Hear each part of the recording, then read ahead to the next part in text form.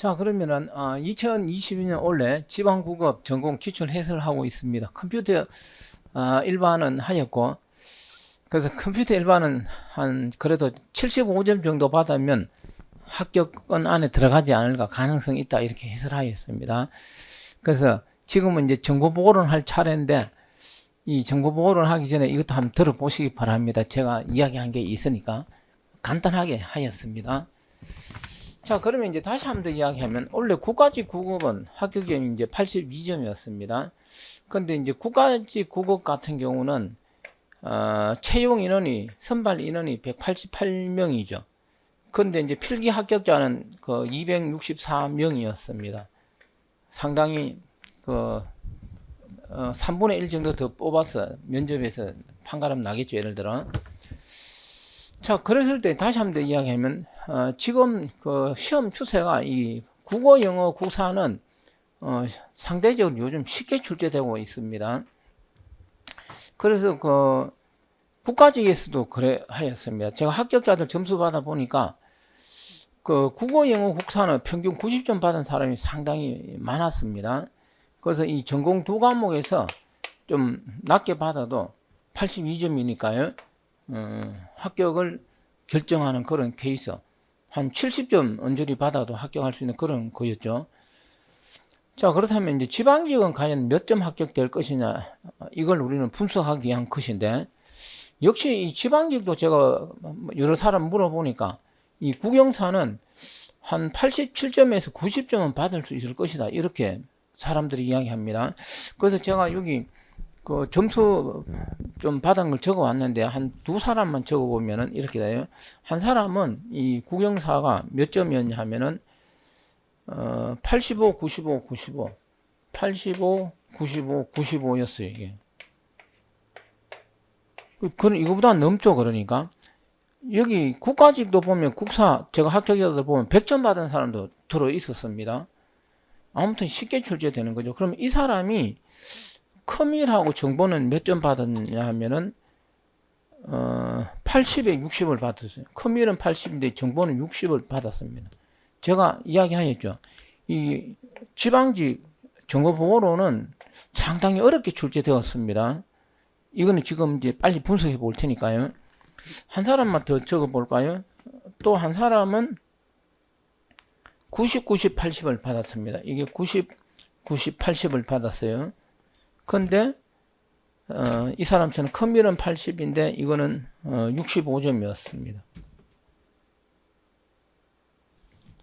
그래서 우리가 보통 이제 합격점이 몇 점이냐 이렇게 이야기하죠. 예를 들어 하는데, 세부적으로 합격점만 봐갖고는 국어가 어려웠는지 커밀이 어려웠는지 정보가 어려운지 모르지 않습니까? 그런 저는 이제 매번 시험 보면 제가 이제 시험 본 사람한테 이 점수를 좀 받아서 보면은 요즘 시험 대체로 국영사는 쉽고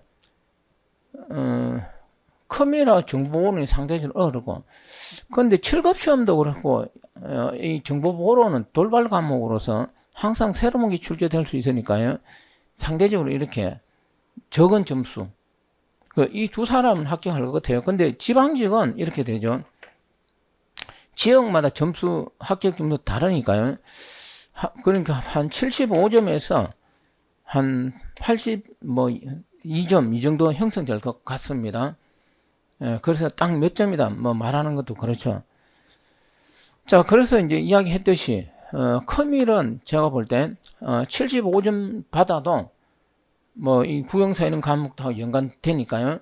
합격할 수 있는 그런 기반이 되고, 그러면 이제 정보보로는 과연 몇 점 받으면은 합격할 수 있을 것인가? 제가 분석해보고 다시 한번 더 이야기하도록 하겠습니다.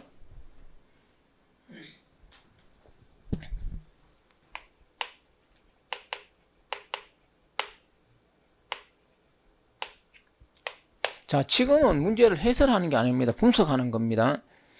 그래서 빨리 하는데, 그래서 다시 한번 더 이야기하는데, 자꾸 이 해설지를 달라고 저한테 개인적으로 여러 형태로 오는데, 제가 개인적으로 일일이 하기는 곤란하고, 이거를 해커사학원에 전달하면 해커사학원에 이거 올려놓을 거니까 이거 다운받아 보시면 됩니다. 상세히 해설해 놨으니까 보면은 알 수 있습니다.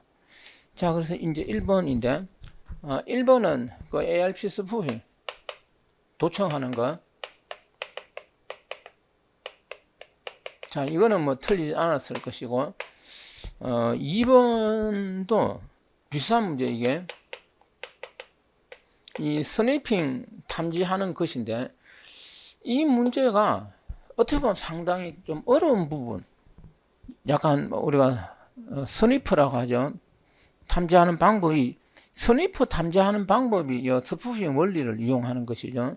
근데 이제 이 문제는 어떻게 보면 까탈스러운 문제인데, 그 SSID가 4번에 뭐가 있냐면은 SSID가 있어요. 이 SSID하고 이 스니핑 탐지는 무관한 거니까요. 이는 기기 뭐 하는 거 인정하기 위한 것이죠. 그래서 이 문제는 그래도 다 맞추지 않았을까 그렇게 봅니다. 우리가 이제 객관식 문제는 뒤에서도 이야기했지만 한 개가 확실하고 나머지가 오류무중이야. 그래서 그 한 개에 의해서 어떻게 되죠? 답을 바로 맞출 수 있는 게 객관식 시험 문제죠. 그 스타일이었었는데 이 문제는 따지보면은, 자, 3번은 뭐 이거는 다 맞췄을 거고, 이 백도어 문제 나왔고, 4번은 싱글 사인은 SSO 나왔습니다. 그래서 안 틀렸을 것이고,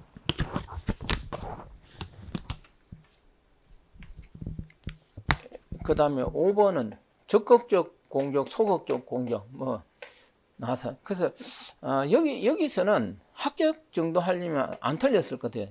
틀린 개수 연결을 볼 수 있습니다.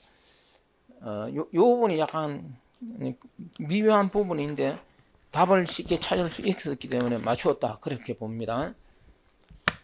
그 다음에 6번인데 6번은 인증서 폐기 목록 CRL이죠. 이 인증서 폐기 목록의 필드 찾는 건데 이거 틀렸을 것 같아요. 지금까지 처음 출제되었습니다.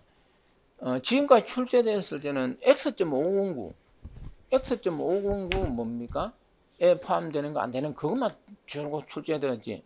인증서 폐기 목록의 필드는 처음 출제되었는데 이건 암기했을까요? 제가 여기 필드 이것도 역시 기본 영역이 있고 확장 영역이 있고 등등 많은데, 그래서 이거는 틀렸을 것 같아요. 다 암기 못 했으니까요. 그래서 제가 이야기하였죠. 어떻게 보면은 이번 지방직 정보 보고로는 암기해야 되는 거, 이런 것처럼 필드 이런 거 뭐 열 몇 개씩 되는 암기를 해야 되잖아요. 이런 문제가 의외로 많이 출제되어서 어려운 거예요. 그 다음에 7번도 7번은 AS가 나왔는데, 이거는 뭐냐면은 AS 구조를 다 암기, 이 구조를 제가 그 AS는 뭐라고 했죠? 네 가지 변환을 한다 하죠. 그 관련 문제가 나왔는데 또 까탈스럽게 나왔어요. 그럴 때 그 네 가지 각 라운드 하기 전에 그 엑소와 그 평문하고 엑소와 연산하는 그 부분이 출제가 되었습니다. 제가 여기 상세히 그 AS 구조하고 그려놔서 보면 되는데, 역시 이 문제도 많은 사람이 틀렸을 것입니다. 이거 제가 문제 스타일 보면 아니까요. 제가 경험론적으로 이렇게 출제되면 이거는 틀리겠다. 제가 물어보면은 다 뭐 학생들하고 맨날 같이 제가 뭐 생활하다시피 하니까 그 심정을 아니까 이 문제는 틀렸다라는 것을 직감할 수 있습니다. 제가 합격자들도 상당히 틀렸을 거예요. 그 다음에 이것도 그렇습니다. 이것도 뭐냐면은 우리가 맨날 하는 그 정보 제품 그 국제 공통평가학진 CC인데, 그 CC가 1부, 2부, 3부로 나눠지죠. 그 1부는 어떤 개요적인 내용이고 2부는 보안 기능 요구 사항이고 3부는 뭡니까? 보정 기능 이거죠.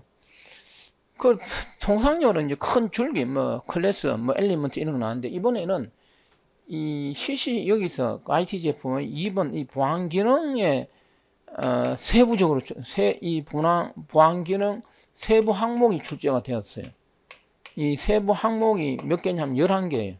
클래스로 분류되는 거. 그 11개 이거 암기해야만이 맞출 수 있는 경우입니다.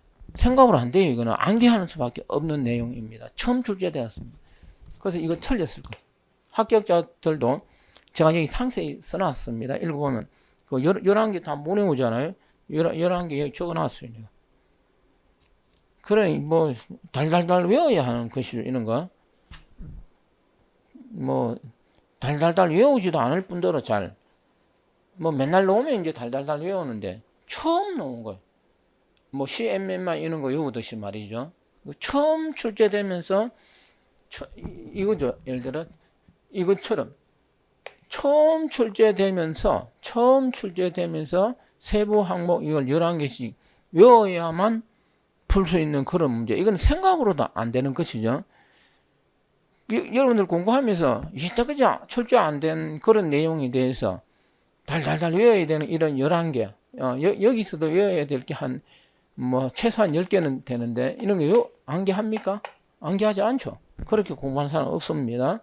그래서 어렵다는 것은 내용이 어려운 게 아니고 문제 스타일이 이런 것을 쭉 나열되어 있는 걸 뭐 100개 중에서 외워야 한다. 이런 문제는 그 ISMSP 이런 것처럼 말이죠. ISMSP는 자꾸 나오니까 그래서 좀 암기를 했죠. 근데 이 전부 다 안 나온 거 누가 암기하냐 이거죠. 그 다음 문제가 이게 종이가 새 거에 제가 프린터를 해왔더니 자꾸 한 장씩 안 떨어지고 여러 개씩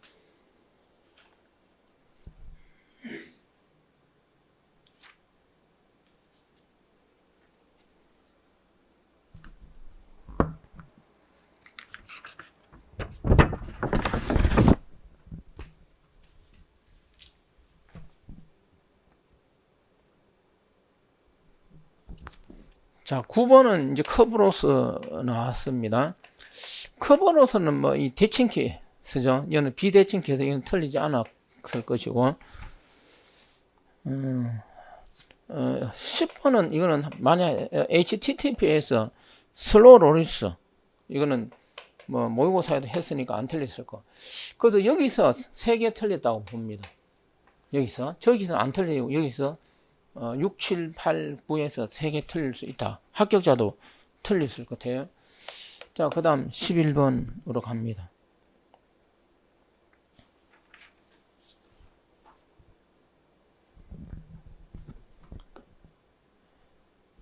11번은 그 접근 통제 모델에서 BLP하고 만리장성.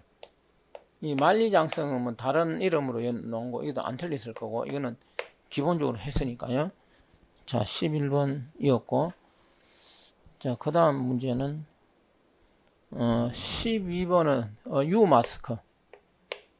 이거는 이제 뭐 좀 많이 했죠. 그래서 안 틀렸을 것이고, U 마스크.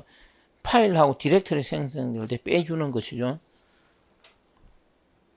그 다음에 13번은 그 방화벽에서 헤로레벨하고 삭스 있죠. 헤로레벨하고 응용 프록시 또는 응용 게이트웨이 이거 비교하는 거 이거 기본적으로 많이 했으니까 안 틀렸을 것이고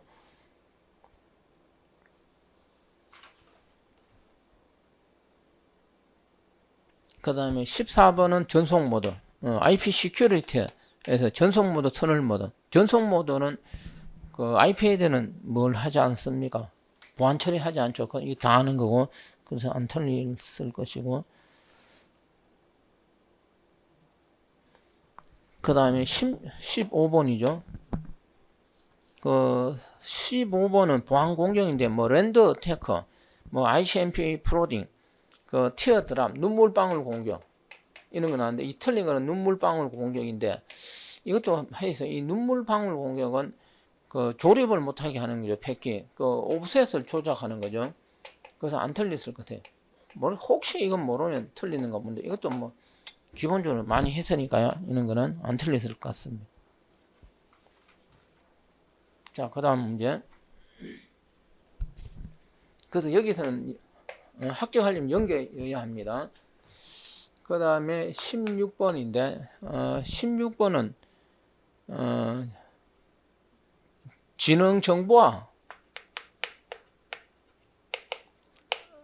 지능정보화 법이 나왔는데 그 숫자가 나왔습니다. 그게 6년인데 6년으로 안 하고 3년. 그래서 보통 이런 거는 틀린 이 숫자 하나 법 다 암기하지 않았을까? 그리고 또 지능정보화는 뭐 잘 노는 것도 아니니까 안 했겠죠. 틀리겠죠. 그 다음에 17번은 역시 법인데 이거는 개인정보 영향평가 부분인데 이거는 이제 개보법 관련 부분인데 그 민간기관이라는 쓸데없는 그 용어에 대한 뭐 대상기관에 대해서 용어를 묻는데 그 이 쓸데없이 거기 공공기관 민간기관인데 예를 들어 공공기관 모르겠어요. 잘 읽어보면 이거 아니다. 이제 답을 알고 나면 어떻게 되느냐. 아, 이게 답이 아니다. 이해가 되는데.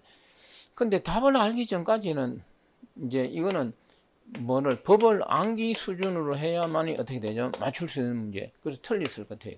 많은 사람들이 합격자도 많이 틀렸을 것 같아요. 그 다음에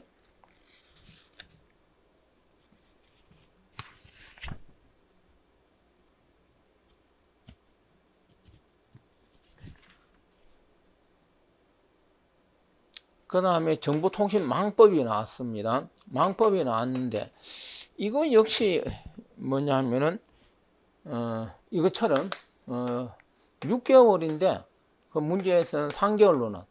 그래서 이거 숫자 이거 암기 안 했을 것 같아요. 이거 보면 문제 보면 되겠죠. 틀렸을 것 같아요.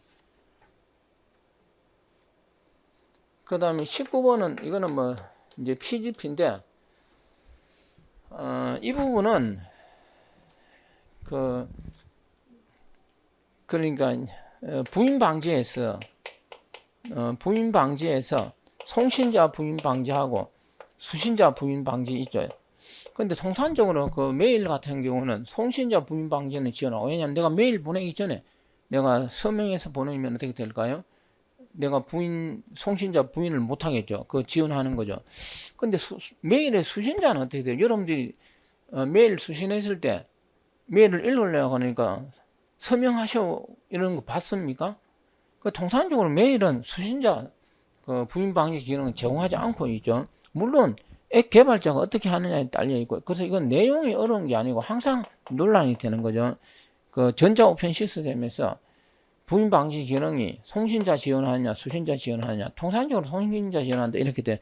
역시 국회 시험에도 그렇게 나왔죠. 송신자는 지원하지만 수신자는 지원하지 않는다. 제가 해설을 상세히 넣어놨습니다.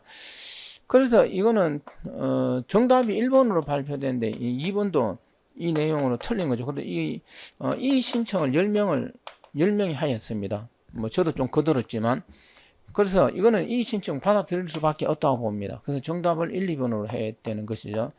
아무튼 뭐 이거는 이게 보면 되니까 더 이상 이야기하지 않겠습니다. 저는 출제자가 이런 거 지저분하게 이것도 모르고 출제하나, 저는 어려운 내용이 아니에요. 이거는 자, 더 이상 이야기하지 않겠습니다. 이거는 자, 그 다음에 20번입니다.